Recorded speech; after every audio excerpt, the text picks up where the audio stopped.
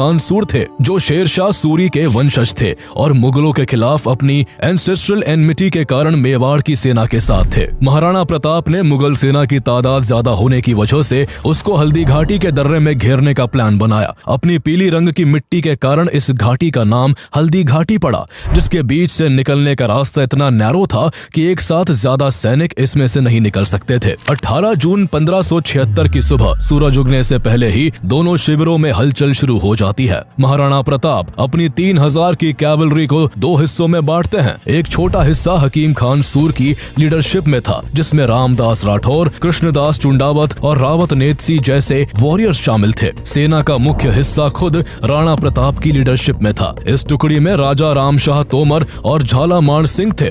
जैसे ही सूरज की पहली किरणें हल्दी घाटी पर पड़ी, युद्ध का बिगुल बज जाता है। मुगल सेना की advance frontline unit Syed Hashim बरहा की लीडरशिप में हल्दी घाटी के वेस्टर्न पार्ट की ओर बढ़ती है। महाराणा प्रताप की सेना पहले से ही तैयार थी। जैसे ही मुगलों की सेना नजदीक आई, मेवाड़ की छोटी टुकड़ी ने बिजली की तरह अचानक तेज हमला बोल दिया। इस सडन एंड शार्प अटैक ने मुगल फ्रंटलाइन यूनिट को पूरी तरह से तितर बितर कर दिया। उबड़ खाबड़ जमीन और कांटों भरे रास्तों ने मुगल सैनिकों को और परेशान किया, जिसकी वजह से एक कंफ्यूजन का माहौल क्रिएट हुआ और हाशिम बरहा की यूनिट पीछे हटते हुए कुछ ही पलों में अपनी ही सेना की एक यूनिट से जा टकराई, जिसका नेतृत्व आसफ खान और जगन्नाथ कछवाहा कर रहे थे। इस अफरा तफरी में मुगल सेना के राजपूत सैनिक भेड़ों की तरह भाग खड़े हुए। इस बीच महाराणा प्रताप की मेन यूनिट ने हल्दी घाटी के मुहाने पर मुगल सेना की दूसरी टुकड़ी पर भी जोरदार हमला बोल दिया, जिसका नेतृत्व काजी खान और शिकरी के शेखजादे कर रहे थे। महाराणा प्रताप की अगुवाई में यह हमला इतना जबरदस्त था कि काजी खान की यूनिट की हालत खराब हो गई और मुगल सेना में भगदड़ मच गई। इसके बाद जैसे ही युद्ध हल्दी घाटी के